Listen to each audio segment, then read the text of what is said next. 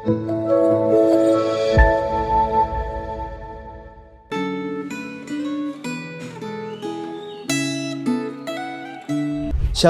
Bapak Ibu Saudara yang dikasihi oleh Tuhan. Sebelum kita mendengarkan firman Tuhan, mari kita berdoa. Bapa kami dalam surga, kami bersyukur untuk hari ini Tuhan. Dan sebentar Tuhan kami akan merenungkan firman-Mu.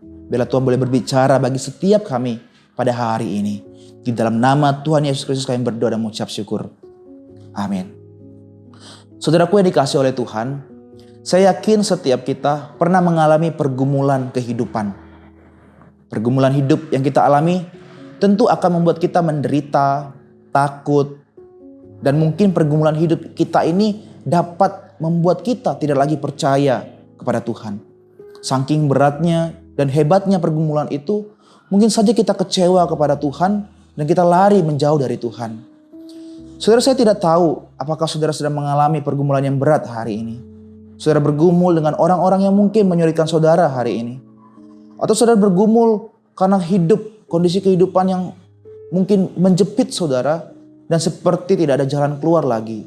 Hingga akhirnya hidup saudara dipenuhi dengan ketakutan dan kekecewaan.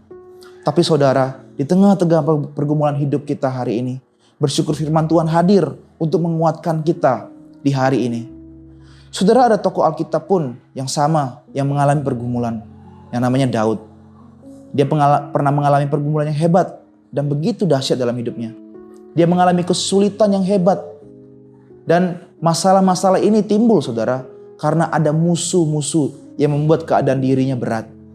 Dalam Mazmur 27 ayat kedua dikatakan, ketika penjahat-penjahat menyerang aku untuk memakan dagingku, yakni semua lawanku dan musuhku. Saudara, di sini diperlihatkan keadaan yang nyata bahwa ada orang-orang yang mencoba menghancurkan Daud. Saudara, kehadiran orang-orang ini menyulitkan kehidupan Daud. Saudara, ketika kita melihat Mazmur 27, Daud di sana sedang dalam pelarian dari kejaran musuh-musuhnya. Memang benar saudaraku, musuh-musuhnya ini membuat hati Daud bergumul. Dan mungkin saja dalam pelariannya itu saudara, Daud khawatir, Daud takut, Daud gentar. Bahkan mungkin dia tidak lagi percaya kepada Tuhan.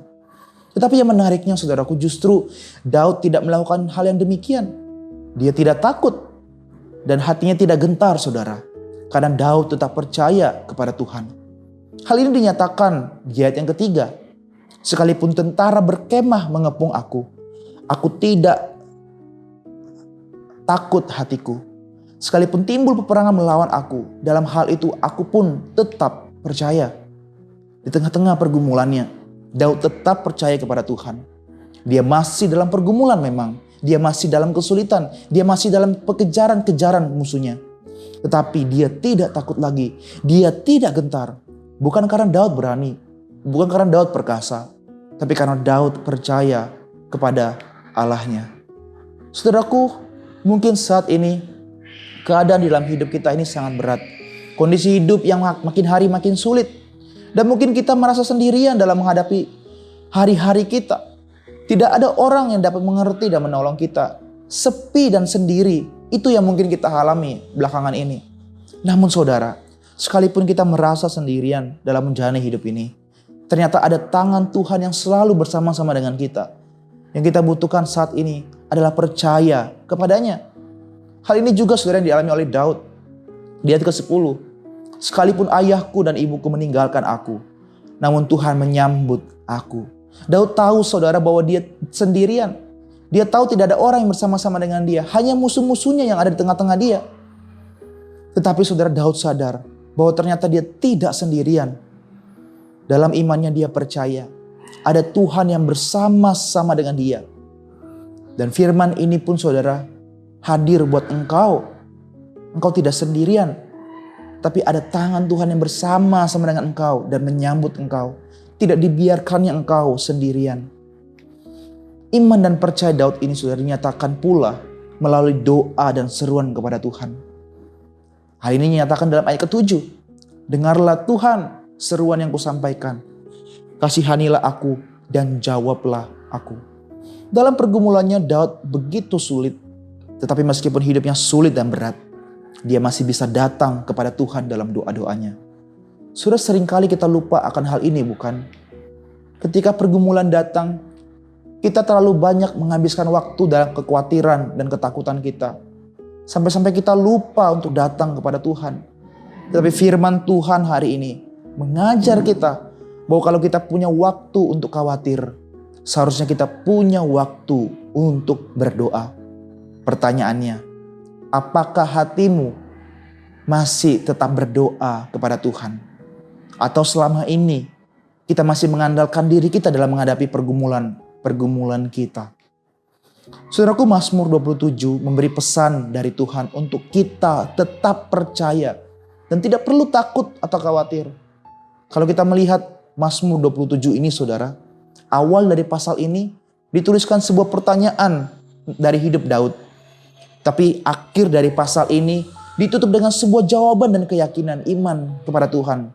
Ayat pertama dikatakan, kepada siapakah aku harus takut? Kepada siapakah aku harus gemetar? Lalu ditutup dengan sebuah iman kepada Tuhan di sana. Di ayat ke-13 sampai 14. Sesungguhnya aku percaya akan melihat kebaikan Tuhan. Nantikanlah Tuhan. Kuatkan dan teguhkanlah hatimu. Ya, nantikanlah Tuhan. Di tengah berbagai pergumulan dan ancaman, Daud tetap percaya. Dan dia terus-menerus menantikan Tuhan dalam doa-doanya.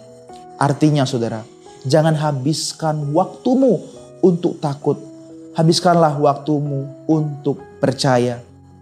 Saudara, jangan sampai kita menghabiskan waktu dalam kekhawatiran dan pergumulan-pergumulan kita. Tapi kita marilah bersandar kepada Tuhan. Ibrani 13 ayat ke-5 mengatakan, aku sekali-kali tidak akan membiarkan engkau. Dan aku sekali-kali tidak akan meninggalkan engkau. Inilah janji Tuhan Yesus buat engkau dan saya. Dalam pergumulan kita, dalam kesulitan kondisi hidup kita, Yesus tidak akan membiarkan kita. Saudara, saya tidak bermaksud untuk mengecilkan betapa besarnya pergumulan kehidupan kita. Tetapi saudaraku, jikalau dalam hidup ini, hal yang tersisa dari apa yang kita miliki hanyalah Yesus Kristus, justru disitulah kita masih memiliki segala-galanya. Yesuslah yang menjadi kekuatan kita dan pengharapan kita. Yesuslah yang layak untuk menjadi persandaran hidup kita. Maukah engkau percaya dan bersandar kepada Kristus? Mari kita berdoa. Bapa kami dalam surga, kami bersyukur Tuhan untuk firman-Mu yang boleh mengajari kami Tuhan, untuk kami boleh selalu percaya kepada Tuhan. Kami tahu Tuhan, kami dalam hidup ini memiliki pergumulan yang begitu berat.